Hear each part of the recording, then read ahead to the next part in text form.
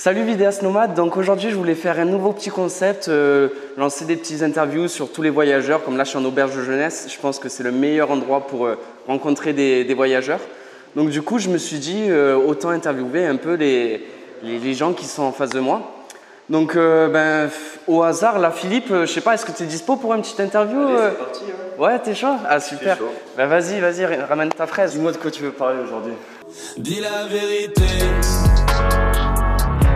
Dis la vérité. Rien que la vérité. Dis la vérité. Écoute Philippe, je voulais juste un peu voir avec toi quel était ton ressenti par rapport à ta venue en Australie, pourquoi tu es là, depuis combien de temps, comment ça se passe l'anglais, tout ce genre de questions qu'on se pose en général pour les personnes qui aimeraient venir en Australie, quoi. Ok, alors pour ma part, je suis parti de France parce que j'avais vraiment besoin d'avoir d'autres rencontres, j'avais besoin d'oublier ma vie quotidienne, tout ce quotidien que tu peux avoir tous les jours, te lever, partir au travail, voir les mêmes personnes. Donc je suis parti en Australie avec l'idée d'avoir un petit peu la belle vie, mais le truc c'est que quand tu entames un voyage comme ça, tu peux pas vraiment prévoir ton voyage. Okay. Donc c'est vrai que j'ai eu certaines galères, je me suis retrouvé sans argent, je suis arrivé ici avec un anglais vraiment médiocre. Excuse-moi, je te coupe, mais en fait, tu avais préparé ton voyage avant de venir ou comment ça s'est passé? Je devais venir avec un mec que j'avais rencontré sur un chantier en France qui avait fait déjà 1 an ici, qui m'avait vendu un petit peu monts et merveilles, un travail, un appartement, une voiture, donc je devais tout avoir en arrivant ici. Ouais. Cette personne n'a pas pu partir, donc moi j'ai dû partir seul et j'ai entamé mon voyage avec un anglais vraiment au niveau 0.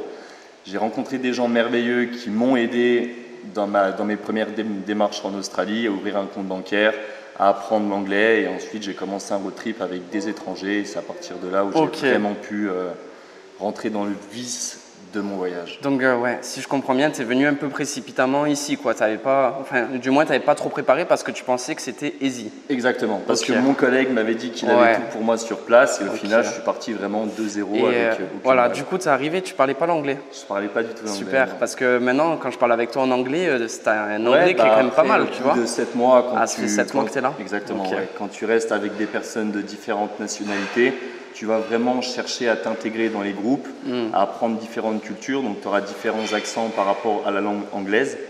Et suivant les travaux que tu vas faire, tu vas commencer vraiment à apprendre des mots techniques. Et après, c'est l'anglais, il faut le parler, il ne faut pas faire la bêtise de rester avec des Français que parler français. L'objectif d'un voyage comme en Australie est principalement d'apprendre l'anglais. Ouais, et tu sais, moi récemment j'ai fait une vidéo sur ma chaîne où je dénonce l'Australie dans le sens où pour moi c'est pas un bon pays pour apprendre l'anglais, tu vois. Alors, qu'est-ce que tu en penses à ce niveau-là, toi? Pour moi, c'est un très bon pays pour apprendre l'anglais parce que tu vas rencontrer des personnes du monde entier qui recherchent la même chose que toi. Un voyage, de nouvelles connaissances, apprendre la langue anglaise. Après, il ne faut pas faire, comme je te disais juste avant, l'erreur de rester avec des Français. Voilà, tu peux faire un road trip entre amis, entre Français, mais je trouve ça quand même beaucoup plus intéressant de mélanger les cultures et d'apprendre un petit peu tout ce qui se passe dans le monde, quoi. Ok, je comprends. Ok, ça c'est cool. C'est enrichissant, je trouve. Ok. Et du coup, tu m'as dit que tu es arrivé en Australie, donc tu étais seul, tu devais venir à 2 à la base, finalement tu étais seul. C'est ça. Tu as atterri dans quelle ville? Je suis arrivé à Sydney. À Sydney, ok. Et à l'heure actuelle, j'ai voyagé sur la côte Est avec un Anglais, une Française et une Allemande, là où j'ai commencé à apprendre les bases de l'anglais. Ensuite, je suis resté 3 mois au centre de l'Australie où j'ai travaillé et où je me suis forcé à rester dans un backpack où j'étais qu'avec des étrangers, aucun Français avec moi. Donc c'est là où je me suis vraiment fait du mal, mais au jour d'aujourd'hui, je suis vraiment content d'avoir suivi cette démarche. Ouais, cool. Parce qu'il faut vraiment passer ce cap de oublier le français et vraiment se mettre que dans de l'anglais. C'est pas facile. Hein. C'est clairement dur. Mentalement, à certains moments, je me suis demandé où j'étais, ce que je faisais, pourquoi j'étais là. Simplement parce que quand tu peux pas communiquer avec des gens, c'est vrai que tu te sens vraiment à part. Mais c'est à toi de faire l'effort et après c'est comme partout, tu vas tomber sur des gens qui vont être patients qui vont t'aider avec toi, qui vont t'aider, qui vont vraiment prendre du temps pour t'apprendre les choses. Certes, au début, je ne peux pas dire que j'avais des grandes conversations. Pendant 2-3 mois, j'ai vraiment tourné autour des mêmes sujets, comment tu vas, est-ce que tu as passé une bonne journée, qu'est-ce que tu fais, qu'est-ce que tu as fait, qu'est-ce que tu fais à manger. C'est vraiment des conversations basiques, mais c'est à partir de là où tu répètes, et à force de répéter, tu te sens vraiment à l'aise. Et maintenant, je suis vraiment content, je peux tenir des conversations avec je crois que tu t'es organisé aussi, que tu avais rempli un petit cahier où tu notais des mots. Je suis le genre de personne qui est horreur d'ouvrir un bouquin pour apprendre de l'anglais. Et ce que j'ai vraiment fait, ce qui m'a vraiment fait décoller au niveau de l'anglais, c'est que j'ai simplement appris les verbes dont je me sers tous les jours, au quotidien. Comme les verbes prendre, apprendre, écrire, donner. C'est des verbes que tu vas employer avec tes employeurs, avec tes amis, avec des gens dans la rue quand tu vas faire des courses. Et c'est vrai qu'à partir de là, j'ai vraiment pu décoller sur l'anglais. J'ai pas un super niveau, je m'accroche. Oui, mais après ça vient. J'en apprends, mais je n'ouvre pas mes bouquins. Tu discutes avec les gens, si tu comprends pas le mot, tu vas demander à ce qu'on t'explique par les gestes ou par d'autres définitions, et je préfère apprendre comme ça. Après, oui, c'est sûr qu'ouvrir des bouquins et à côté parler, c'est beaucoup plus simple, c'est beaucoup plus fluide, beaucoup plus rapide. Mais bon, chacun sa méthode. Bon, ça, on a déjà fait un bon petit tour sur tout ce qui était anglais. Donc maintenant, si on revient un peu dans le temps et que tu arrives à Sydney, donc les premiers jours, comment ça se passe Premier jour, alors vraiment content d'arriver. Je me suis senti quand même un petit peu perdu. Et quand j'ai cet Anglais qui m'a proposé d'aller faire un road trip avec lui. Que tu avais rencontré dans une auberge de jeunesse? J'ai rencontré dans la première auberge où je suis arrivé en Australie. Je me suis dit, je vais me faire du mal. Et même si ça n'a pas été simple au niveau communication, j'ai vu des paysages extraordinaires. J'ai passé des moments vraiment plus que magiques. J'ai vu des animaux. Moi, je suis vraiment venu en Australie pour la nature, les animaux et la culture. Donc, de ce côté-là, je suis plus que content. Et ça s'est passé comment à Sydney? Tu as trouvé du travail facilement ou... Non, je suis arrivé à Sydney. C'est parti direct en road trip? J'étais dans mes plans d'arriver à Sydney, d'apprendre l'anglais, de trouver un boulot. Et en Australie, tu ne peux pas vraiment prévoir de plans, les plans changent assez vite. Donc au bout de 2 semaines, ce mec m'a proposé de partir en road trip avec lui. Vous êtes allé où du coup? Vous avez fait toute la côte est? On a fait toute la côte est, on est revenu au centre de la côte est, pour tracer au centre de l'Australie. Donc j'ai dû faire à peu près 5-6 000 km en voiture. Et c'est là-bas après, quand tu étais au centre de l'Australie, que tu as travaillé? Au centre de l'Australie où j'ai commencé à travailler, exactement. J'ai travaillé dans du housekeeping, comme mon niveau d'anglais n'était pas forcément bon, je ne pouvais pas m'attendre. C'est quoi le housekeeping? Housekeeping, c'est tout ce qui est nettoyage, gérance de draps, de machines à laver, dryers. Dans les hôtels? Hôtels, voilà, c'est ça. Donc j'ai travaillé dans des hôtels, j'ai travaillé en tant que serveur et dishwasher, vaisselle dans les restaurants. J'ai travaillé dans les caravan parks, donc tout ce qui est en entretien des bungalows, du camping, et j'ai travaillé en lauderie. La launderie, c'est tout ce qui est nettoyage des draps, voilà, etc. Exactement, c'est ça. Et ce qui est intéressant, c'est que même si tu n'ouvres pas tes bouquins, comme tu es au travail, tu es forcé d'apprendre les mots techniques de ton boulot, mais c'est des mots dont tu vas te servir en général après dans la vie et pendant ton voyage. Et qu'est-ce qui s'est passé entre le temps où tu étais là-bas, que tu as travaillé là-bas, et maintenant qu'on est à Manjimup, c'est à l'autre bout de l'Australie?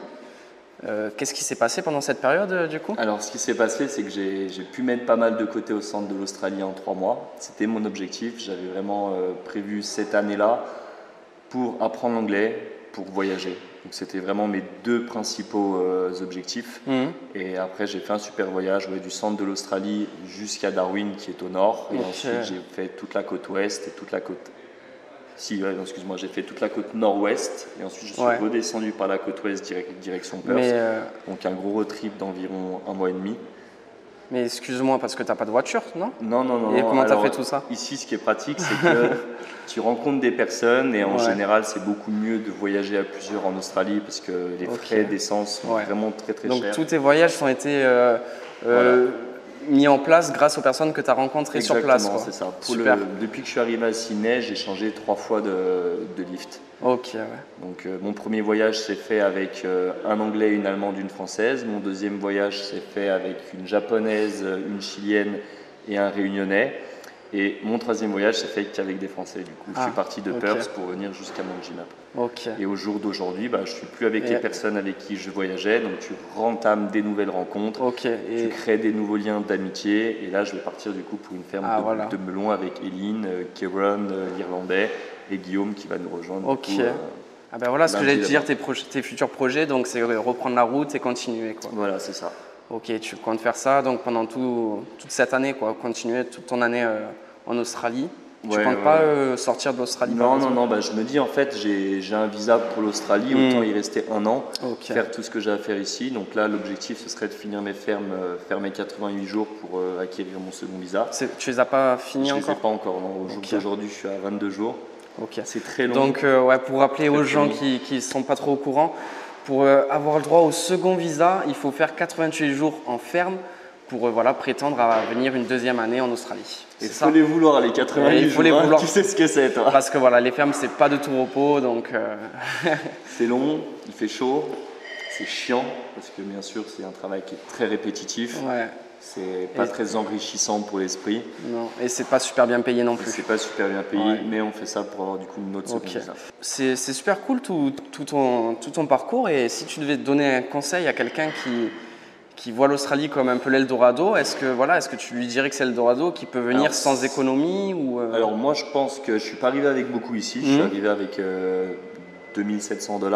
Ouais, c'est vraiment peu. Je suis arrivé à Sydney, c'est peu, mais j'ai fait l'erreur en arrivant à Sydney de privilégier les bars, les boîtes de nuit, la ville est très très chère. J'ai commencé mon premier road trip sur la côte Est avec environ 1400 $, parce que j'en ai claqué plus de la moitié du coup à Sydney.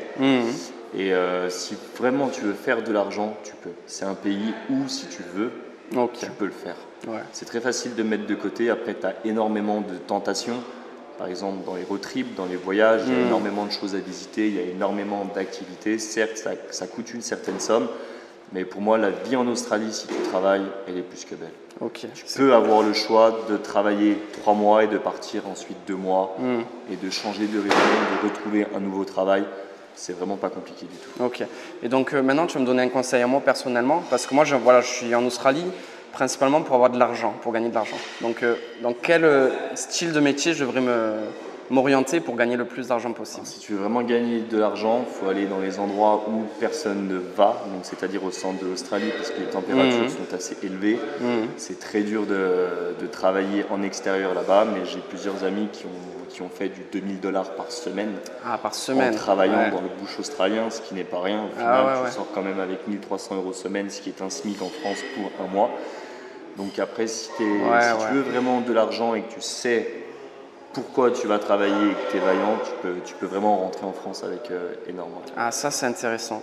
Ok. Donc, si tu veux voyager par la suite, si l'Australie ne t'intéresse pas forcément, même s'il y a des choses magnifiques à voir ici, tu peux travailler, mettre des sous de côté et ensuite diriger ton voyage plus sur les pays d'Asie. Ouais, moi c'est plus ça mon délire. Tu le sais que moi je suis amoureux de l'Asie, donc je sais. Je mets un peu des sous de côté et je repars en Asie dès que je peux, quoi. Je pense que si tu travailles ici pendant un an et que tu mets de côté en faisant attention à tes dépenses, tu peux facilement voyager pendant un an ensuite en Asie, largement. Okay. Donc petit problème de caméra, donc la batterie elle a merdé. Donc qu'est-ce qu'on était en train de dire, Phil? On parlait.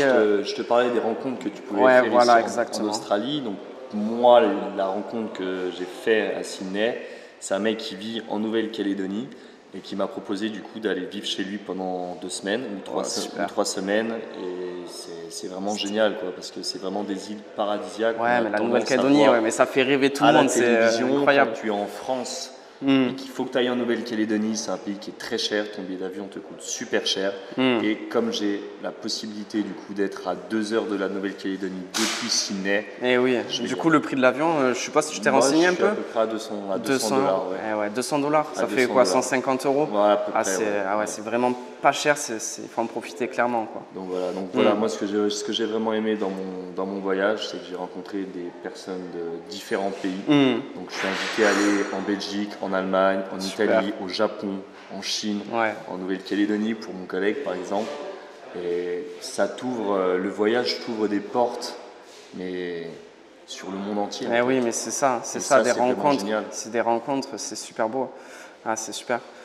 Bon, ben ça, en tout cas, merci pour tous tes petits conseils, Phil. C'était vraiment super, ça me fait plaisir. Je t'en prie, moi aussi. En plus, tu pars demain, donc je suis un peu dégoûté. Bon, c'est pas grave, on se reverra. On va se revoir. Si c'est pas ici en France, si c'est pas en Australie, ce sera en France. Ouais, mais carrément. Sur ce, les vidéastes nomades, voilà, c'était le premier interview que j'ai fait avec Phil, donc c'était super cool. Si le concept t'a plu, n'hésite pas à me le dire en commentaire, ça pour en faire peut-être des autres avec des autres personnes. Je manquerai pas. Sur ce, Phil, merci beaucoup. Bah, merci à toi. Il y a plein de vies, change pas. Bon courage pour tes vidéos. Voilà. Continue comme ça et tu vas y arriver. Bah, j'espère. Aimez les vidéos, aimez les pages. C'est un gars super. Vous allez apprendre beaucoup avec lui. Allez, ciao. Merci, ciao, ciao. Alors le Working Holiday Visa, c'est tout simple, c'est un visa qui te permet de travailler et de pouvoir être en vacances pendant 1 an dans un pays partenaire. Donc les pays partenaires, il y en a 16 destinations dans le monde entier où tu peux aller visiter avec ce visa de vacances-travail.